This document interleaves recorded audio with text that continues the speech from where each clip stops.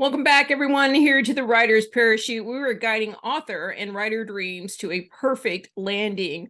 We want to welcome you back. Today we have another guest with us, a very special guest. It is Paul Dauktrich. He is going to be talking about his new book, The Many Adventures of Donnie Malone. It is historical fiction in a 20th century saga. But of course, we want you to go smash that like button. We want you to go ahead and follow us here on YouTube or whatever platform you're listening to the Writer's Parachute on. We'd also like for you to go follow us on social media. We're on Facebook, Instagram, Twitter, and TikTok at Writer Parachute. That is Writer Parachute without an S. So let's get on to our topic of the week. Here on the Writer's Parachute for season 2, we've been focused on reviews. Reviews are king. Reviews are everything to authors and writers. So we've been going through the different ways to ask for reviews, what to do with those reviews, how to make the most of those reviews, the different platforms that you can do with, use for those reviews. So now we're going to talk about some other kind of reviews. Now, these I wouldn't say are actually reviews. They are just a form of sort of like reviews, but they do get confused a lot. What we're talking about is asking for a foreword or a book cover recommendation. Now, those, hang on, let me get my light here. Off of my glasses. There we go. So a foreword recommendation or a book cover recommendation is often where you would ask another author or somebody in your field of work or in the field of work that you're writing about would be making a recommendation about your book. Now, sometimes they will write a foreword to your book talking about what the book's about, what they liked about the book, what they think you did well about the book. Also, there are cover recommendations. You see these all the time, where you see a big name celebrity or influencer, and their name is either on the front or back cover of the book, recommended by, and you'll recognize the name. Those are two different things. Now, that's not to say that you can't get somebody to do both, but generally, there are two separate things. So we want you to think of those as something separate from reviews. Now, again, you can have all three. You can have a book cover recommendation, you can have an influencer write a foreword, and you can also have free reviews. We talked about those last week, about getting people to read and write reviews before your book's published and adding those to the front matter pages of your book when it's published. So this is a different way. We're going to talk about how to ask for those reviews next time, but that's just a little taste. So next time you're ready to publish a book, think about asking for a foreword, and that is FOREWORD, or a cover recommendation. There's a lot involved in that, and we'll talk about that next week for you. So let's get back to our interview. We want to welcome our special guest today. We have with us Paul Dauktrich. He is an author, writer. He's an American history professor emeritus at York College in Pennsylvania. And we're going to be talking to him about his historical fiction and 20th century saga, The Many Adventures of Donnie Malone. So I am so excited to have him here. Paul is, as we said, a professor of American history. For the past 30 years, he has taught courses ranged from colonial American to America in the 1960s and baseball history. In the classroom, rather than relying on conventional methods, he uses storytelling skills to engage his students. He has participated in many writers' workshops, including the University of Iowa Summer Writers' Workshop and creative writing courses at Johns Hopkins University. Paul has published 3 scholar monographs. Okay. He has contributed to several anthologies and written numerous popular history articles. During the past 4 years, his focus has been on historical fiction, which allows him to merge his knowledge of history with imagination and storytelling. He is an avid senior softball shortstop, and he and his wife live in Brewster on Cape Cod. Welcome to the Writer's Parachute, Paul. How are you today? I am well, and it's nice to be here. I appreciate the invitation. You're more than welcome. Can you hold up those different books? We have 4 books that he's going to show us. And of course, I've only got 3. He only has 3. I'm going to remind the audience, you don't need to go scribble these down. We will have them listed for you in the show notes along with the links. Here is The Many Adventures The of most Donnie recent Malone. one. Yeah, this is the most recently published. Okay.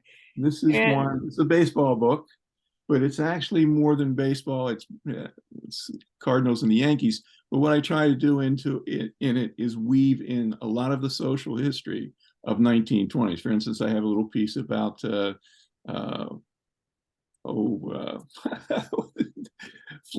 in the 1920s and various different events, 1920s, and show how baseball kind of reflected it. It's more of a social history than it is just a baseball book. So, okay, awesome. And then you have another book for us. Yeah, this is a pretty standard academic book. It's Jacksonian Democracy. It's the first one I did 20 years ago, I guess. But it's a collection of biographical sketches of the influencers. They didn't call themselves that then, but of the prominent people, leaders of that era. So well, the 3. Well, very excited to have you here today. We don't get a lot of history professors. We don't get a lot of historical work, and we certainly don't get historical fiction that kind of teeters on this 20th century saga. And I'm very intrigued with this book. And I kind of know the answer to this, but I want to hear what your answer to this is. Why is history kind of an important topic for your books? Well, I am a historian, so that makes it important to me to begin with. But you mentioned it a little bit, I love stories. And that's what history is. It's a collection of stories. It has traditionally been taught to a certain degree as a memorization course, dates and places and names. And that's not what drew me to history. What drew me to history, as I said, were the stories. So when I was in my class for 30 years, in fact, when the students would come in on the first day, they come in on Monday, Wednesday, and Friday, or Tuesday and Thursday, and I would tell them, this is a history class. You've learned history as a lecture. Don't think of this as a lecture class. Think of it as you're going to come in here 3 days a week, and I'm going to tell you a story 3 days a week, which to me was much more appealing. And that's what I tried to do. I tried to integrate the important data, integrate it through personal experiences that I'd read about, in primary research, to give the students an idea of a better sense of what the topic was really about. The topic's about people, basically. And I would try and do people. Now, I'm giving you more than you asked for. Oh, no, I love it. I love it. As we were set here on the Writer's Parachute, we want to introduce our audience to new authors and books that they may not otherwise be exposed to. So give us more. Well, let me continue then. I'm over 30 years, I gathered lots and lots of personal accounts. And of course, a historian is bound by data, is bound by certain facts and so on and so forth. When I retired 4 years or 5 years ago now, I took some of those figures and I molded them the way I wanted them to be. The thing, I don't know that I'll write nonfiction anymore because fiction is so much fun to write. You can do whatever you want, go wherever you want, and have it come out however you want. Not so with history. So so that's sort of a brief I guess timeline of where this book came from. Well, and that's great because, like I said, I go into schools, I write children's books in fiction, and I tell the kids, I'm like, I have the greatest job in the world. I get to make stuff up for a living.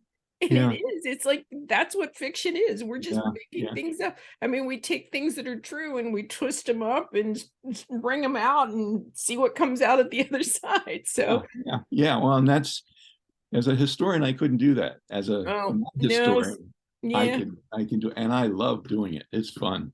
Yes, it is. It is very fun. So I want to know what the specific inspiration. I mean, I sort of know, but I want you to tell our audience what the inspiration behind this book, The Many Adventures of Donnie Malone. I had an uncle, actually a great uncle, when I was growing up. And he was sort of a character. And I was interested in it. He did like history, so that attracted me.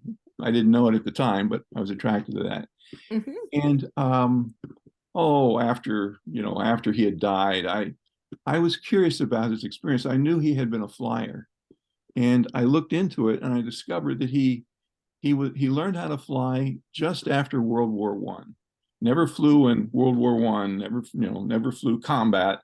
Mhm. But learned how to fly, and after the war continued to fly, not as a commercial pilot, but just for his own pleasure. Mhm. Um, and I knew that he had crashed his plane at one point. It was a pretty terrible crash. There is a crash in the book that sort of parallels that, but that I guess is the inspiration.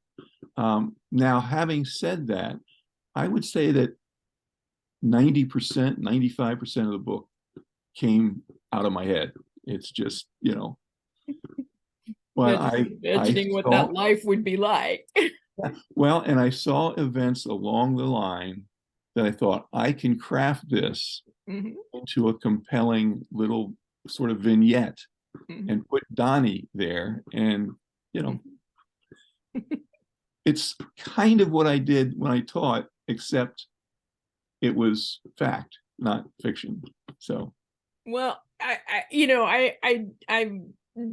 was not able to read it fully. I've been skimming through, which I've been being really bad about that. But what I saw makes me want to sit down and read it. But I had to stop and come talk to you about it first.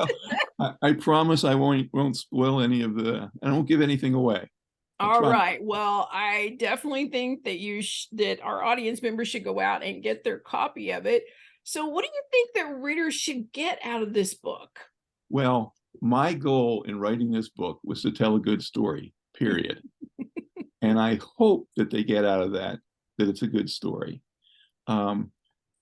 Beyond that, I guess there's some sort of substrata. Um, it's a book about persistence and about the ups and downs in life, and how, in this case, Donnie deals with those things.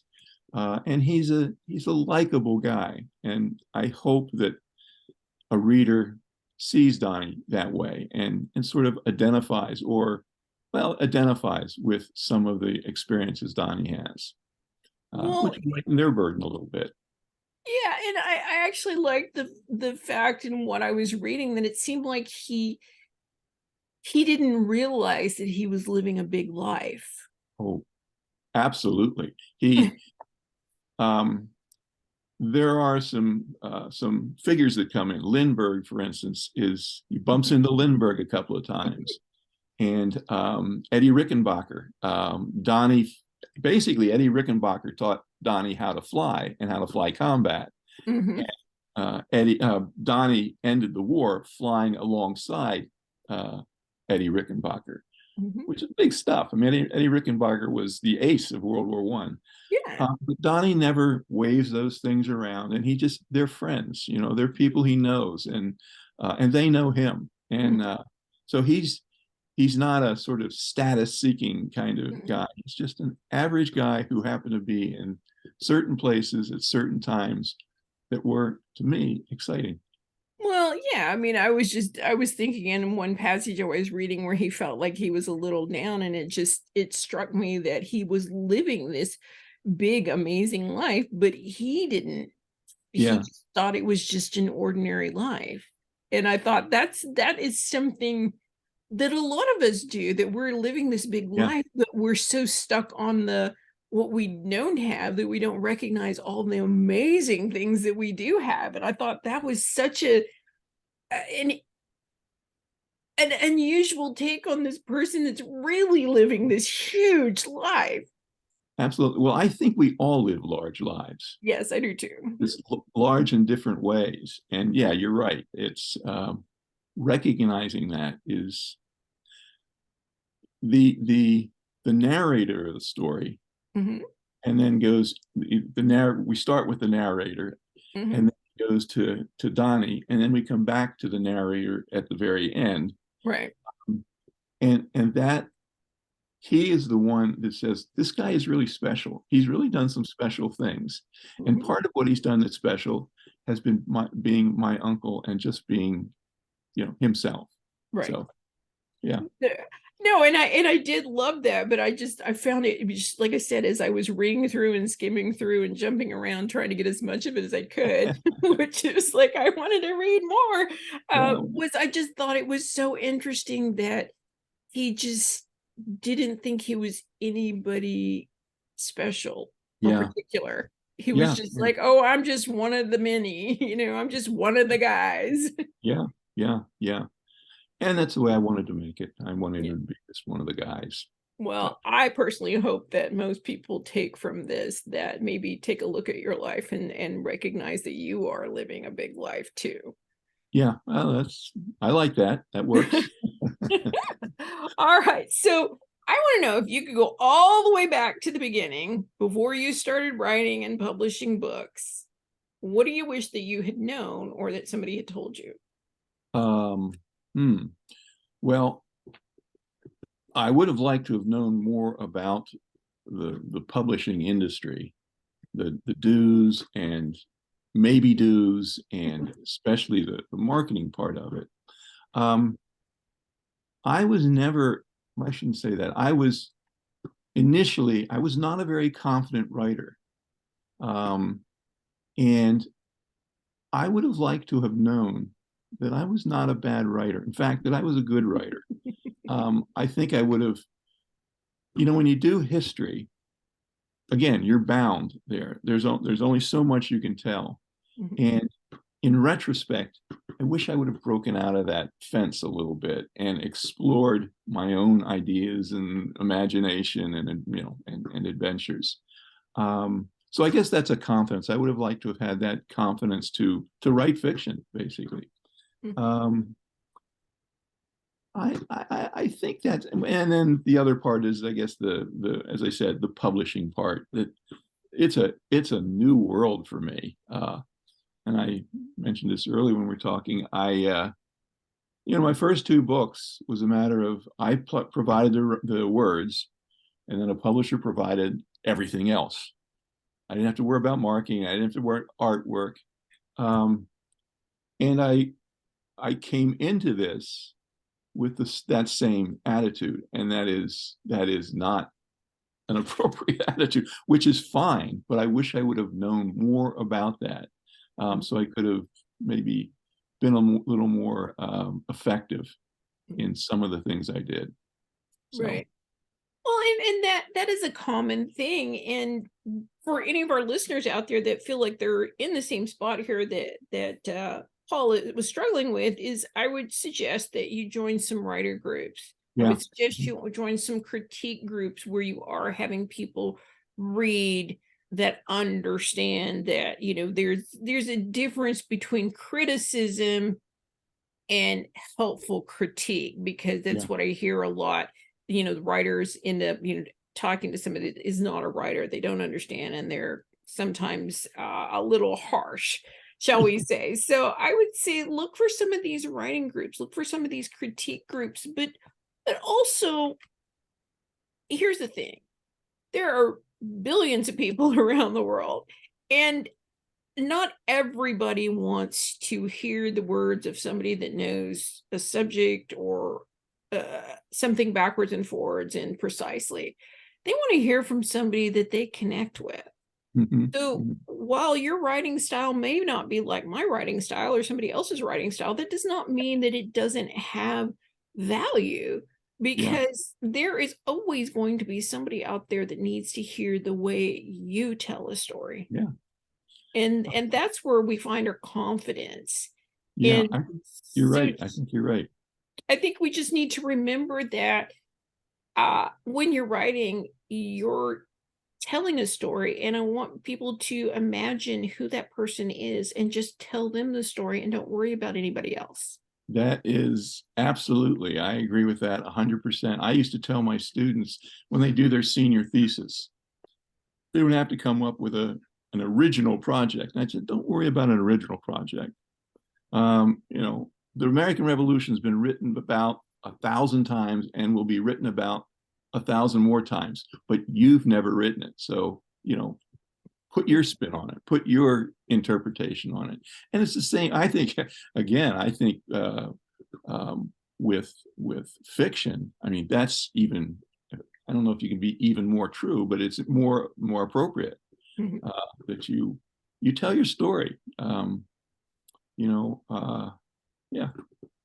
I've actually held writing workshops where I have a theme, I give them a topic to write about, very specific outline of who they need to write about and what they need to write about. And I never get the same story. Yeah. I never get the same story twice because everybody has their own perspective. They have their own interpretation. They have their own imagination. And that's what makes a story great. Oh, absolutely. And that makes a story fun to read, not just to write, but to read. Exactly. How many books have you read? How many fictional books have you read about World War II or, some event? You're going to read a lot more of them because everybody has their own spin on that. Well, and I often find that sometimes fiction books are able to get across these big ideas, sometimes better than the nonfiction books. Now, I'm not trying to be biased. I love nonfiction books too, but sometimes the big ideas are hard to break down. But if you're telling a story and somebody's just living through those events, it will stick with you because the story is there. Absolutely. And one of my big mottos is just tell a good story. Yeah, well, that was my goal, was just to tell a good story. Number one, top of the list. That's tell it. A good story. Well, I think you achieved that. So I hope so. So I don't know, what do you think? You've been writing for now over 2 decades. So what do you think people are going to think of Donnie Malone in 10 to 20 years from now? I hope they think it's a good story. I hope they think that I enjoyed this because it's a story. I mean, it doesn't have a time frame, 20th century. And I hope that they think this is a good story. Beyond that, I hope, just what we said in the very beginning, I hope that they can identify with Donnie, and they recognize you can live what you may think is an average life, but in fact you're living an exceptional life. That the big events are made up of small pieces. They're mosaics. That what makes them big is the way you put them together. And I hope that they think, well, Donnie lived a very big life, even though the story is just an average guy. So, well, yeah, and my mother used to always come up with these little witticisms that I didn't understand at the time. I'm appreciating them more now, but she used to say, what makes your life extraordinary is that nobody else gets to live it. Exactly. Yeah, I agree with that. Yeah. I'm just like, wow, okay, that was pretty profound. Yeah. I agree with that. But it's true, and that's, every story is a life that nobody else gets to live. Yeah, and I like the stories, and that's part of what went into Donnie. I like the stories of the people who the big guys, I don't want to mean using in a negative way, but use to help them become big, like Eddie Rickenbacker, for instance, that I mentioned. We're, almost all of us are the little guy. but we all contribute to Yes. the big story. So, and that's what I like. It's hard to stand above the crowd if there's not a bunch of people underneath you. You're right. Yeah, that's right. Yeah, that's right. All right. So I want to know what obstacles, I mean, we sort of touched on this a little bit, but I want to get into the nitty-gritty here. So what kind of obstacles or challenges did you have in writing and publishing this book? Well, my biggest obstacle was time. Um, as a college professor, you've got committees to sit on, you've got nonfiction, history to write, you've got papers to grade, and time was. I need blocks. I need at least 4 hour block of time, preferably more. And I didn't. I rarely got that when I was teaching. Of course, being retired, that's what I did, and I enjoyed it. I had those large blocks of time. So I would say time was the biggest thing for me. I wasn't, I guess, brave enough to just commit myself, say I'm not going to teach this semester or this year, and but I had this itching inside. Donnie was in there just saying, "Let me out, let me out," and when I retired, I did. I mean, that's one of the things when I retired was that I told people I'm going to write a story. Basically, I'm going to write fiction. So that was probably the biggest object that I had to encounter. Well, we talk about that here on the writer's parachute a little bit about, yes, we would all love big blocks of time to sit down Yeah. and write to where we could get all those thoughts out. But it's rarely optimal for us. People have jobs, they have families, they have commitments, they have other things that are taking up their time. So what I tell people is don't forget about those micro doses of time that you have, 15, 20 minutes here. It's amazing how many words you can get down Yeah. on paper, on a computer, or whatever in those. I mean, we all have travel time. We all have, where we're watching TV. It's like maybe give up a couple of TV shows a week or something to give yourself some writing time. I actually wrote my first book in its entirety in 1 month in Wow. 15-minute intervals every night before I went to bed. Yeah. Yeah. I've heard other people say that as well. Maybe I'm not good enough to write something that I, feel is worthy. In, I need at least an hour because I'm an inveterate editor. And am Yeah, not. that's what's slowing you down is the editing That's while you're definitely. creating. So you're more Oh, of a that's crafter than a creator. I'm more yeah, of a creator, and I don't worry about that too much when I'm just trying to get this story down.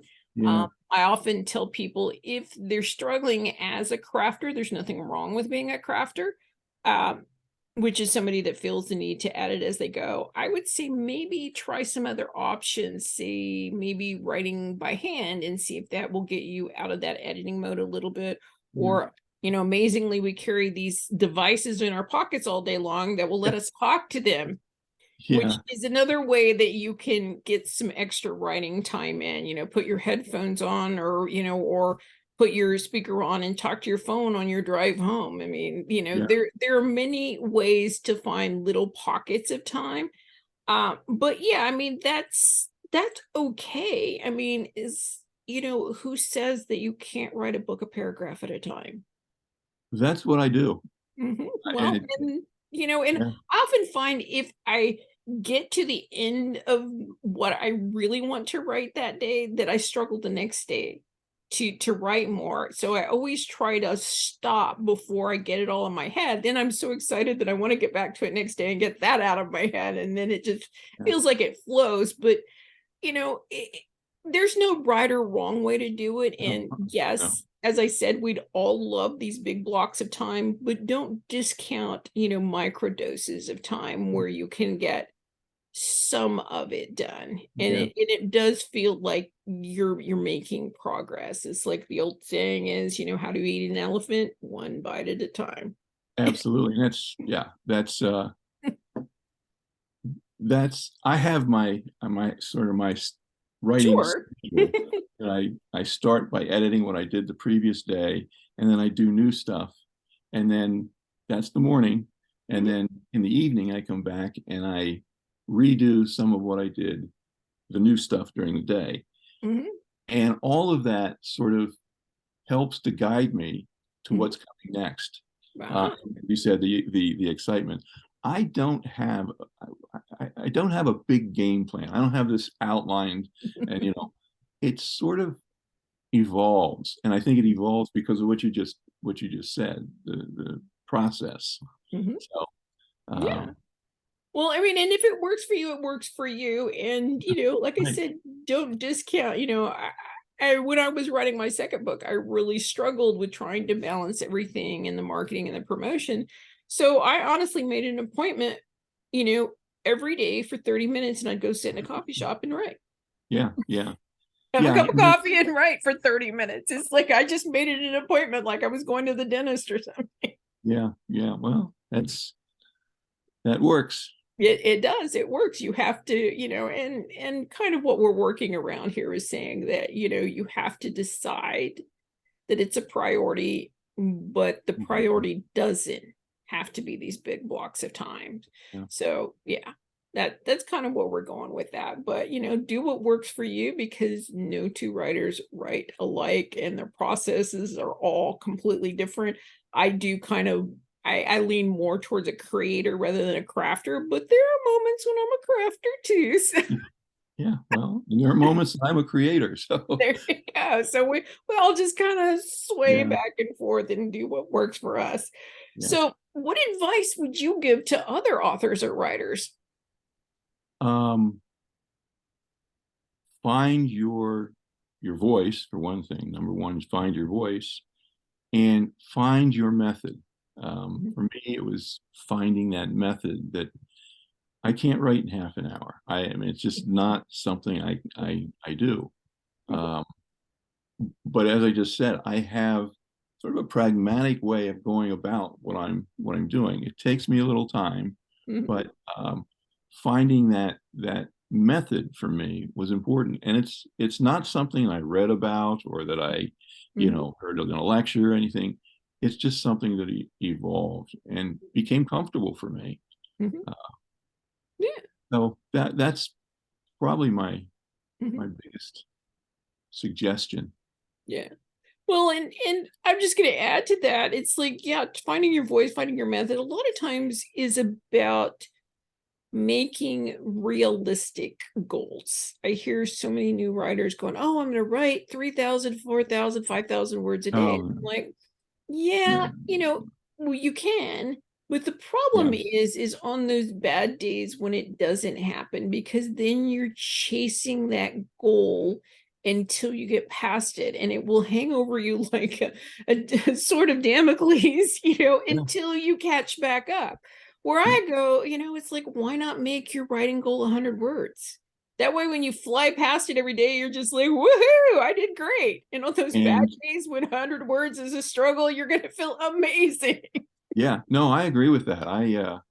Um, I'm not concerned Mhm, about a small product during the mhm, day. I love a big product, sure. but I'm not if I've done something that I am happy with or that I think will lead to something else that I'm happy with. Maybe a paragraph and say, well, it's definitely not what I want, but Mhm, it takes me where I want to go. I'll come back and I'll patch it up and polish it up. And, mhm, well, that first draft, if you want to, it's more than a first draft, but that part where it's not so good, but I think there's something there. mhm, I'm happy with that. My wife will I would write in the morning and at mhm, lunchtime we would have lunch together and mhm, I'd tell her what I wrote mhm. and, she could see that it was just getting it on paper and the computer that was the exciting part for me. Mhm. Better the story got, the more I liked it, but I just like seeing the path. Right. Yes, yes, absolutely. And that goes back to telling a good story. Yeah, yeah, yeah, yeah. All right. So we want to know what keeps you motivated. Well, I have a lot of things that motivate me in terms of writing. Uh, I don't know. I enjoy doing research. I like to do research, particularly newspaper research. And I'll go in. I'm working on something now, and I'll go into a newspaper. I'm working on something in Philadelphia, dealing with Mhm. Philadelphia, and I'll go in to see the Philadelphia Inquirer in the 1920s, and there will be something that happens that gives me that little spark. It's I don't want to take it and say, well, this is the way it happened. I want to put my own spin on it. Mhm. But I'll give you an example. I just in the last couple of days, 2 days ago, read about uh, a speakeasy that was uh, crashed by the police, and in this speakeasy they had a piping system Mhm. that carried all the illegal liquor to Mhm. different rooms. So when the police came in, they could never find how they're getting the alcohol. They knew it was there, but they Mhm. figured out I like that. That's neat. So, and I'm going to incorporate it. I already know how I'm going to incorporate it in the next Well, I piece. don't know if it's true or not, but my grandmother used to tell a story that of course my grandmother, lived in this time period, and she said that that was actually how they came up with the pneumatic pipe system that they used for transferring stuff around. Was it was such a great idea for them piping in the booze because that was actually quite common. I don't know Yeah, if it's true, but maybe you could go look that up. yeah. Well, my grandfather had Mhm. a store, and they had the pneumatic tubes. This Mhm. is the late 19th century, so Mhm. they may have adapted it Yeah. to Well, that's what I'm alcohol. saying. I think that Yeah. they took Oh that yeah. idea and used it for, the pneumatic system, especially like in big buildings where they're sending Yeah. stuff around and trying to keep it secure. So Yeah. I thought that was an interesting. I didn't know whether she was just making stuff up or telling me the truth. I Yeah. thought it Yeah. was interesting because I worked in a large bank when I first started working, and we had one of those pneumatic system, and I always thought, wow, it's like maybe I could get a cocktail in this. Well, there you go. Got to go back to Philadelphia in the 1920s. There you go. Well, we'll see. Maybe that's an interesting story. Yeah, my imagination has no bounds, and I'm like you. It's like I just hear and read about some thing and it sparks a story. Mhm. Yeah. Yeah. Yeah. That's the Donnie Malone. I really didn't have, as I said before, I didn't have an outline. I didn't know exactly where it was going. Once I got, you know, 2 pages done, I didn't know where it was going, but Mhm. there was that spark, something in there that I said, well, that'd be a nice place to visit for a while. And yeah, and that's part of the fun to me of the whole process, Yeah, going yes. where you want to go. Yeah, it's taking all these random things and weaving them into this grand Yeah. story. Mhm, mhm, So, mhm. all right. So, here on the Writer's Parachute, as we said before, we've been focusing season 2 on reviews. So we want you to write a review about the many adventures of Donnie Malone. Oh boy, that's a tough one. That's a tough one. Um,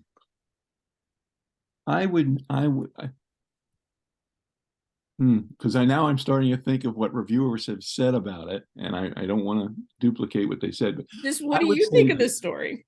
I think it's a good story. I mean, I think it's a well told story.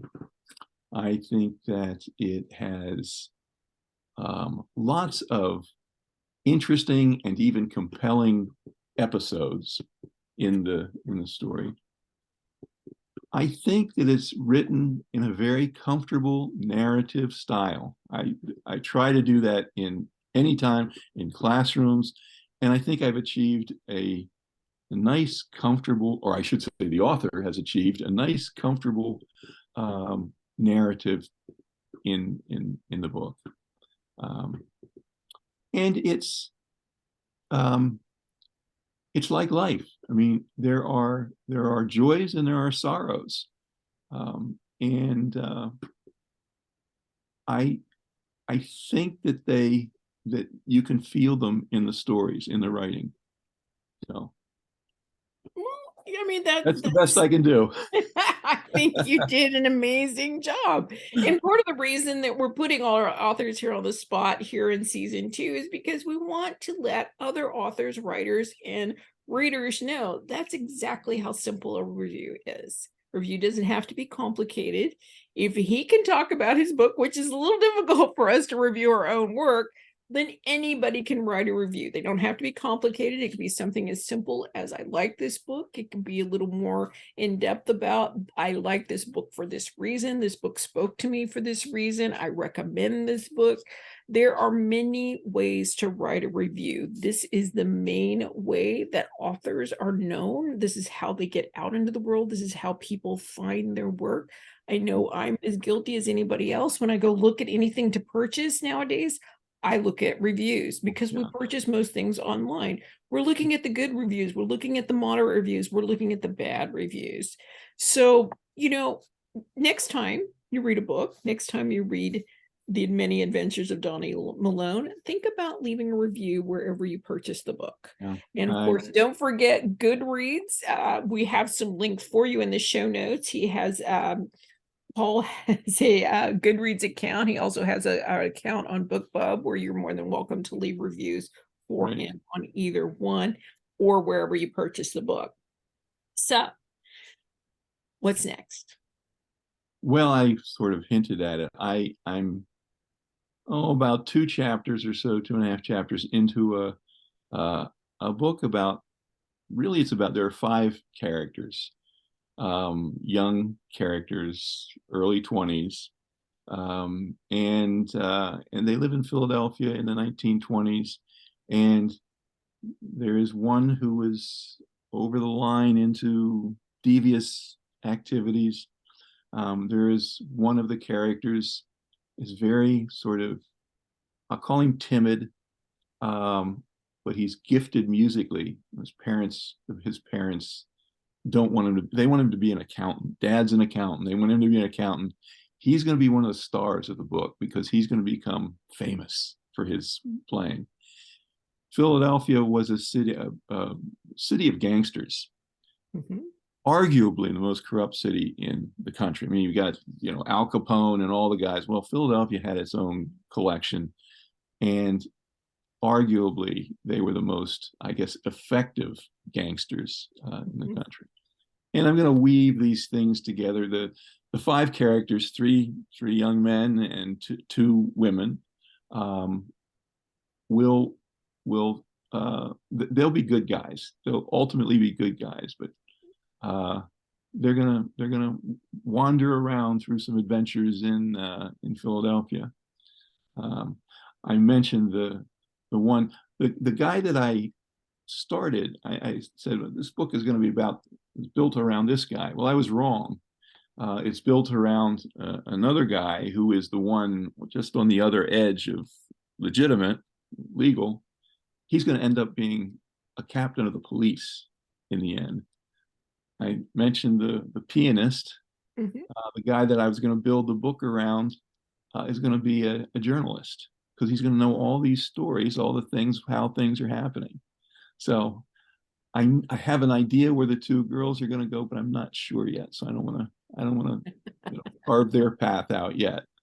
Well, that sounds like an amazing book. So do we have a working title? Do we have any idea when it's going to be available? Well, my goal is to have it within a year and a half, but I'm not bound by that. No, I get that. But that would be the goal. Okay. So, I love it. The gangster and the pianist. yeah. That's a good title. I'll think of a title. I didn't think of the title for Donnie Malone until weeks after I was done writing the book. So it'll happen.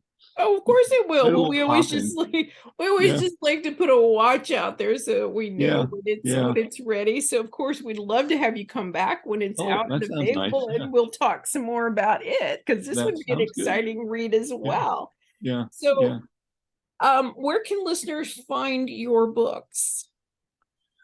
Well, of course, Amazon. They're they're at a couple of local. We have lots of local bookstores here, small independent bookstores on the Cape, Mhm, and they're available in, well, the Brewster Bookstore, which is my bookstore. I mean, I don't own it, but that's where I buy my mhm, books.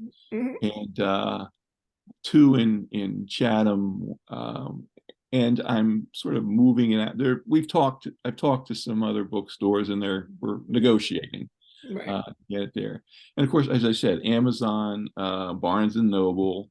Um, I don't know. Should have a list here, but Okay. Well, that's fine. It sounds like they're pretty much available where most books are sold. oh yeah, yeah, If yeah. you can't find the many adventures of Donnie Malone at your favorite bookstore, I'm sure if you asked, they could get you a copy right Oh yeah, away. yeah. And if not, I believe you could probably reach out to Paul and he could Oh, direct you absolutely. or get you a signed copy. So uh, we will have that information for you in the show notes. Of course, it is available in paperback and ebook. Is that correct? Yeah. Yeah. Yeah. Okay. All right. Well, we'll have you go look for those. And you're also on social media, limited social media right now. Where can they find you? I'm on Facebook.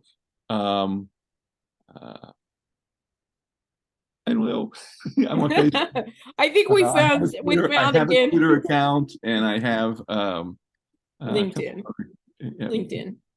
LinkedIn. Goodreads has my book. BookBub Mhm. is there, um, and I think that's about as much as I can remember right now. Okay. Well, we will have all the links for you in the show notes to connect with him to his books. We'll have links for you on those books. We'll also have links to all of his social media.